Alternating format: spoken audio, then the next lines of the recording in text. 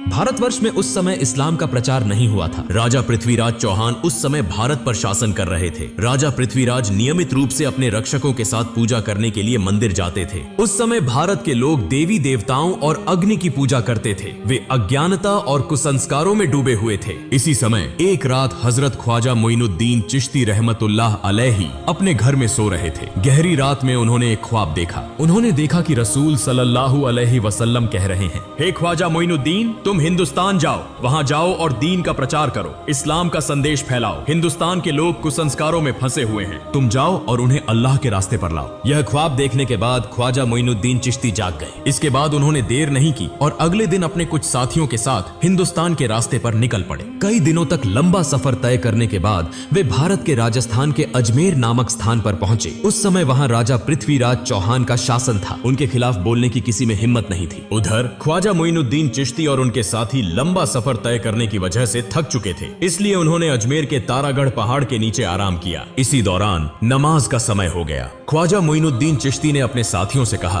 तुम पानी की तलाश करो क्योंकि वुजू करना जरूरी है, नमाज का समय हो गया है। तब उनके दो साथी एक लोटा लेकर पानी की तलाश में निकले। कुछ दूरी पर जाकर उन्होंने एक विशाल झील देखी जो आज के समय में आना सागर के नाम से जानी जाती है। वे आना सागर के पास पहुंचे और देखा कि राजा की सेना ने आना सागर को चारों ओर से घेर रखा है। उन्हें देखते ही सैनिकों ने पूछा, तुम लोग कौन हो? इससे पहले तुम्हें यहाँ कभी नहीं देखा, यहाँ क्या चाहिए? साथी दोनों ने कहा, हम ख्वाजा मोइनुद्दीन चिश्ती के शिष्य हैं, हम यहाँ वुजू करने के लिए थोड़ा पानी लेने आए हैं। यह सुनकर वहां मौजूद सारी सेना जोर जोर से हंसने लगी और कहने लगी, क्या तुमने राजा पृथ्वीराज का नाम नहीं सुना? उनके आदेश का उल्लंघन करने पर कठोर सजा मिलती है। इस झील से कोई और पानी नहीं ले सकता। पानी को हाथ लगाना भी मना है क्योंकि इससे पानी अपवित्र हो जाएगा। यह कहकर उन्होंने उन दोनों को भगा दिया। दुखी मन से वे दोनों ख्वाजा मोइनुद्दीन चिश्ती के पास लौट आए। तब ख्वाजा मोइनुद्दीन चिश्ती ने पूछा, तुम्हारे साथ क्या हुआ? क्या तुम्हें पानी नहीं मिला? उन दोनों ने कहा, हुजूर, पानी तो मिला लेकिन हमें पानी नहीं दिया गया। उन्होंने हमें भगा दिया और कहा कि राजा पृथ्वीराज ने किसी को भी इस पानी को लेने की अनुमति नहीं दी है। उनके आदेश का उल्लंघन करने पर कठोर सजा दी जाएगी। उनकी सारी बातें सुनकर ख्वाजा मोइनुद्दीन चिश्ती ने अल्लाह के दरबार में दुआ की और फिर उनसे कहा, तुम लोग आना सागर के पास जाओ और कहो कि ख्वाजा मोइनुद्दीन चिश्ती ने हमें भेजा है। इसके बाद वे दोनों साथी फिर से वुजू का पानी लाने के लिए निकल पड़े। जब वे आना सागर के पास पहुंचे तो सेना ने उन्हें रोककर पूछा, तुम लोग फिर क्यों आए हो? उन्होंने कहा, हम वुजू का पानी लेने आए हैं। सेना ने कहा, हमने कहा था कि पानी नहीं दिया जाएगा। अगर राजा पृथ्वीराज चौहान को पता चला तो तुम्हारी जान तक जा सकती है। हम किसी भी हालत में पानी नहीं देंगे। तब उन्होंने कहा, हम तुमसे पानी नहीं मांगेंगे, हम आना सागर से पानी लेने आए हैं। यह सुनकर वहां मौजूद सारी सेना जोर जोर से हंसने लगी। उस समय उन्होंने अल्लाह के दरबार में दुआ की और अपने हाथ में पकड़ी लोटे को आगे बढ़ाकर कहा, हे आना सागर, हम ख्वाजा मोइनुद्दीन चिश्ती रहमतुल्लाह अलैहि के शिष्य हैं। ख्वाजा मोइनुद्दीन चिश्ती ने हमें यहाँ भेजा है। अल्लाह के हुक्म से इस लोटे में आ जाओ। यह कहते ही एक पल में आना सागर का सारा पानी लोटे में समा गया। इतना अद्भुत और चमत्कारी दृश्य देखकर वहाँ मौजूद सारी सेना हैरान रह गई। तुरंत ही उन्होंने कलमा पढ़ा और इस्लाम स्वीकार कर लिया। लेकिन वहाँ कुछ कट्टर हिंदुत्ववादी भी थे। उन्हें लगा कि यह कोई जादू का प्रभाव है, इसलिए वे यह खबर देने के लिए राजा पृथ्वीराज चौहान के दरबार में भागे। राजा पृथ्वीराज ने जब उन्हें देखा तो पूछा, क्या हुआ? तुम्हारे चेहरे पर इतना डर क्यों है? तब उन्होंने कहा, राजा साहब, बड़ी विपत्ति आ गई है। राजा पृथ्वीराज ने पूछा, क्या हुआ? उन्होंने कहा, राजा साहब, न जाने कहां से एक बड़ा जादूगर यहाँ आया है। देखने में वह फकीर लगता है, लेकिन उसने अपने जादू से पूरे आना सागर का पानी एक लोटे में खींच लिया। यह सुनकर राजा पृथ्वीराज को ऐसा लगा जैसे उनके सिर पर आसमान टूट पड़ा हो। उन्होंने अपने जीवन में कई जादूगर देखे थे, लेकिन ऐसा जादू उन्होंने कभी नहीं सुना था। उन्होंने इसे अपनी आंखों से देखने के लिए तुरंत अपनी सेना के साथ आना सागर की ओर प्रस्थान किया। जब वे आना सागर के पास पहुंचे तो देखा कि आना सागर में पानी की एक बूंद भी नहीं थी। उधर अजमेर के लोग बड़ी संख्या में ख्वाजा मोइनुद्दीन चिश्ती रहमतुल्लाह अलैहि को देखने के लिए वहां पहुंच रहे थे। ख्वाजा मोइनुद्दीन चिश्ती और उनके साथी नमाज पढ़ने के बाद वहां बैठे थे। तभी राजा पृथ्वीराज वहां पहुंच गए। उन्होंने देखा कि कई हिंदू पहले ही इस्लाम स्वीकार कर चुके हैं। यह देखकर राजा को भीतर ही भीतर बहुत गुस्सा आया। राजा पृथ्वीराज एक बहुत चालाक और कट्टर हिंदुत्ववादी था। उसने पूछा, तुम कौन हो और यहाँ कहाँ से आए हो? मैं अल्लाह के हुक्म और रसूल सल्लल्लाहु अलैहि वसल्लम के निर्देश पर यहाँ आया हूँ। राजा पृथ्वीराज ने कहा, तुमने अपने जादू से इस पानी को क्यों सुखा दिया? तब ख्वाजा मोइनुद्दीन चिश्ती ने कहा, मैं कोई जादूगर नहीं हूँ, मैं अल्लाह का बंदा हूँ। मैं अल्लाह का हुक्म पूरा करने के लिए यहाँ पानी लेने गया था, लेकिन पानी न देने के कारण अल्लाह ने इसे सूखा दिया। यह सुनकर वहाँ मौजूद सभी लोग आश्चर्यचकित हो गए और ख्वाजा मोइनुद्दीन चिश्ती रहमतुल्लाह अलैहि की ओर एकटक देखते रह गए। राजा पृथ्वीराज चौहान बहुत चालाक और मक्कार था। उसने समझ लिया कि यह कोई साधारण व्यक्ति नहीं है, इसलिए वह नकली आंसू बहाते हुए और झुककर कहने लगा, हमें सबके कष्ट सहने में कोई परेशानी नहीं है, लेकिन मासूम बच्चों और निर्दोष लोगों का ख्याल करके कृपया पानी को को उसकी जगह वापस लौटा दें। यह मेरी आपसे विनती है। यह सुनकर ख्वाजा मोइनुद्दीन चिश्ती ने अपने 2 साथियों को आदेश दिया कि वे लौटा लेकर आना सागर के पास जाएं। दोनों साथी लौटा लेकर आना सागर के पास पहुंचे और जैसे ही उन्होंने लौटा आना सागर में रखा, सागर फिर से पानी से भर गया। यह सब देखकर वहां मौजूद लोग हैरान रह गए। उन्होंने पूछा, आप किस देवता की पूजा करते हैं? ख्वाजा मोइनुद्दीन चिश्ती ने कहा, मैं अपने रब एकमात्र अल्लाह की इबादत करता हूँ। वहाँ मौजूद सभी लोगों ने कहा, हम भी आज से उसी एक अल्लाह की इबादत करना चाहते हैं। उस जगह के सभी लोगों ने एक एक करके इस्लाम स्वीकार कर लिया, लेकिन राजा पृथ्वीराज चौहान इसे सहन नहीं कर सका। वह बहुत गुस्से में राज दरबार लौट गया। अगले दिन पृथ्वीराज ने राज दरबार में एक आपातकालीन बैठक बुलाई। पृथ्वीराज ने कहा, किसी भी तरह इस फकीर को यहाँ से हटाना होगा, उसे खत्म करना होगा। अगर तुम्हारे पास कोई सुझाव है तो जल्दी बताओ। तब एक मंत्री ने कहा, राजा साहब, यह फकीर कोई साधारण व्यक्ति नहीं है, वह एक महान जादूगर है। अपने जादू के प्रभाव से वह सभी को एक एक करके इस्लाम में ला रहा है। एक दिन ऐसा आएगा जब भारत में हिंदू धर्म को मानने वाला कोई नहीं बचेगा। उससे निपटने के लिए हमें एक महान जादूगर की जरूरत होगी। तब वहाँ मौजूद एक सैनिक ने कहा, राजा साहब, हमारे देश में इससे भी बड़ा एक जादूगर है। पृथ्वीराज ने पूछा, उसका नाम क्या है? सैनिक ने कहा, उसका नाम है जयपाल जादूगर। पृथ्वीराज ने कहा, जाओ उसे हमारे दरबार में लेकर आओ। इसके बाद कुछ सैनिक जयपाल जादूगर से मिलने के लिए रवाना हो गए। कुछ समय बाद वे जयपाल जादूगर के घर पहुंचे और देखा कि जयपाल हवा में तैरते हुए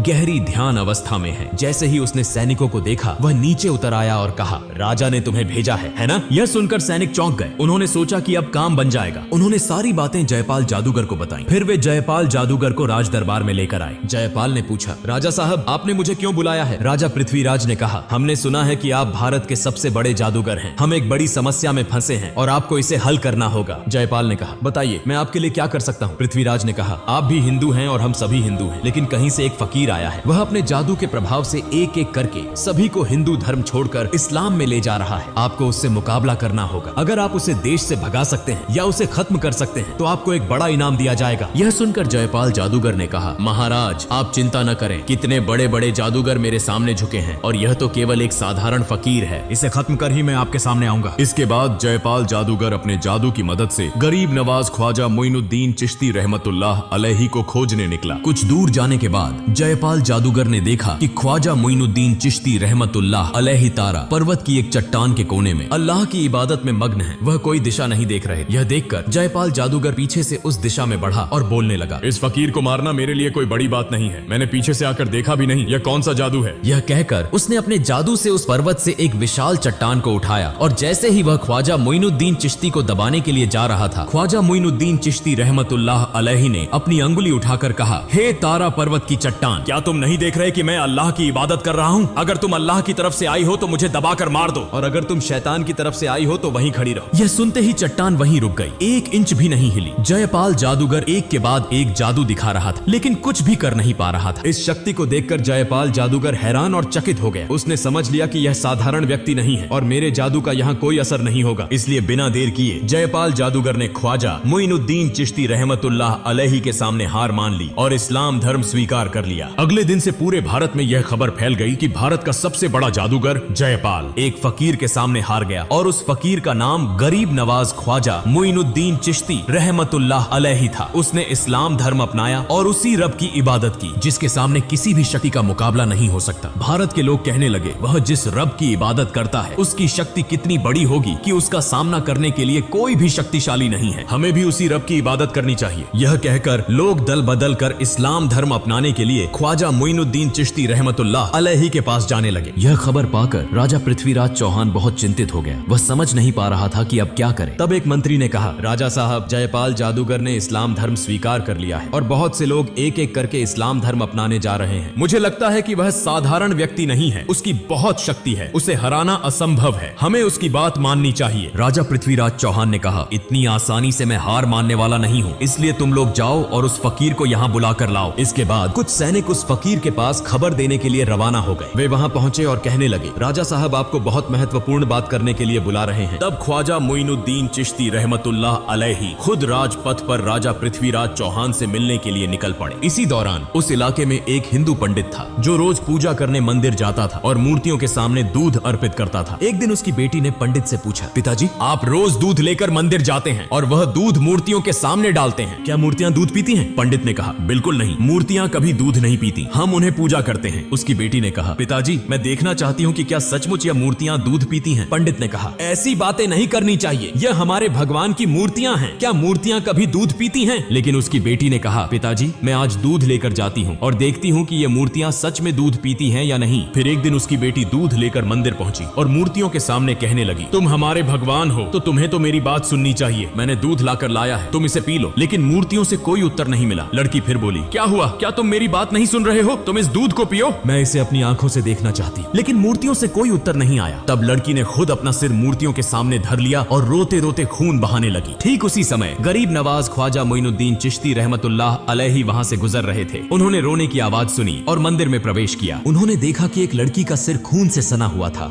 और वह जोर जोर से रो रही थी। तब ख्वाजा मोइनुद्दीन चिश्ती रहमतुल्लाह अलैहि ने उसे पूछा, बेटी तुम्हें क्या हुआ? लड़की ने कहा, देखिए बाबा, मैं दूध लेकर आई थी इस मूर्ति को खिलाने के लिए, लेकिन वह मेरी बात नहीं सुन रही है। तब ख्वाजा मोइनुद्दीन चिश्ती रहमतुल्लाह अलैहि ने कहा, माँ, मूर्ति कभी बात नहीं कर सकती और न ही खा सकती है। फिर लड़की ने फिर से अपना सिर झुका दिया और खून बहाने लगी। लड़की की इस भक्ति को देखकर ख्वाजा मोइनुद्दीन चिश्ती रहमतुल्लाह अलैहि हैरान हो गए। उन्होंने मूर्ति के सामने जाकर मूर्ति के कान पकड़ते हुए कहा, मैं ख्वाजा मोइनुद्दीन चिश्ती कह रहा हूँ, क्या तुम सुन नहीं रहे हो? इस निष्पाप लड़की को तुम क्यों रुला रहे हो? यह दूध पी लो। यह कहते ही मूर्ति ने दूध पीना शुरू कर दिया। यह देखकर लड़की बहुत खुश हुई और आनंदित होकर वहाँ से चली आई। जब लड़की गाँव में पहुंची तो बहुत से लोग यह कहने लगे, यह लड़की शायद कोई गलत काम करके आई है। सब लोग उसे बदनाम कर रहे थे। अब हमारा क्या होगा? वहाँ लड़की के पिता भी उपस्थित थे। सब लोग कहने लगे, क्या हुआ? तुम्हारी यह हालत क्यों हुई? लड़की ने कहा, पिताजी मैं मूर्ति को दूध पिलाकर आई हूँ। यह सुनकर सभी लोग हैरान हो गए और कहने लगे, यह लड़की झूठ बोल रही है, मूर्तियाँ कभी दूध नहीं पीती। वह अपनी गलतियों को छिपाने के लिए हमसे धोखा दे रही है। लड़की ने फिर से आंसुओं के साथ विनम्रता से कहा, मैं बहुत बार कहने के बाद भी जब मूर्ति ने दूध नहीं पिया तो मैंने अपना सिर झुका दिया और खून बहाना शुरू कर दिया। ठीक उसी समय एक फकीर बाबा वहाँ आए, मूर्ति के कान पकड़कर कहा, दूध पियो। और तुरंत ही उस फकीर बाबा के कहने पर मूर्ति ने दूध पीना शुरू कर दिया। यह देखकर वहाँ मौजूद सभी लोग चकित हो गए और कहने लगे, वह फकीर बाबा कौन थे? लड़की ने कहा, मैं उस फकीर बाबा को नहीं जानती, लेकिन लगता है वह कहीं आसपास होंगे। सभी लोग ख्वाजा मोइनुद्दीन चिश्ती रहमतुल्लाह अलैहि से मिलने के लिए निकल पड़े। इस बीच ख्वाजा मोइनुद्दीन चिश्ती रहमतुल्लाह अलैहि पृथ्वीराज के दरबार में पहुंच गए। पृथ्वीराज ने कहा, हे फकीर बाबा, आप क्या चाहते हैं? ख्वाजा मोइनुद्दीन चिश्ती रहमतुल्लाह अलैहि ने कहा, मैं भारत के लोगों को अंधकार से दूर करके कुरान की रोशनी से रोशन करना चाहता हूँ। मैं चाहता हूँ कि सब लोग तौबा करके अल्लाह के रास्ते पर लौट आएं, जो इस दुनिया के मालिक हैं, जो आखिरत के मालिक हैं, जो बोलते ही एक पल में सब कुछ कर देते हैं। हमारे सभी रोजी रोटी के मालिक हैं। जन्म और मृत्यु सब कुछ उनकी ताकत में है। मैं उसी महान अल्लाह ताला की इबादत करना चाहता हूँ। मैं किसी का नुकसान नहीं चाहता। जब वह ये बातें कह रहे थे तभी एक इस्लाम विरोधी व्यक्ति अपनी आध्यात्मिक शक्ति की परीक्षा लेने आया और कहा, अगर आप सचमुच आध्यात्मिक रूप से शक्तिशाली हैं तो पानी से आग बनाकर दिखाइए। ख्वाजा मोइनुद्दीन चिश्ती रहमतुल्लाह अलैहि ने अल्लाह का नाम लेकर पानी पर फूंक मारी और उसी पानी से आग निकलने लगी। यह अद्भुत चमत्कार देखकर वह व्यक्ति ख्वाजा मोइनुद्दीन चिश्ती रहमतुल्लाह अलैहि से इस्लाम धर्म स्वीकार कर लेता है।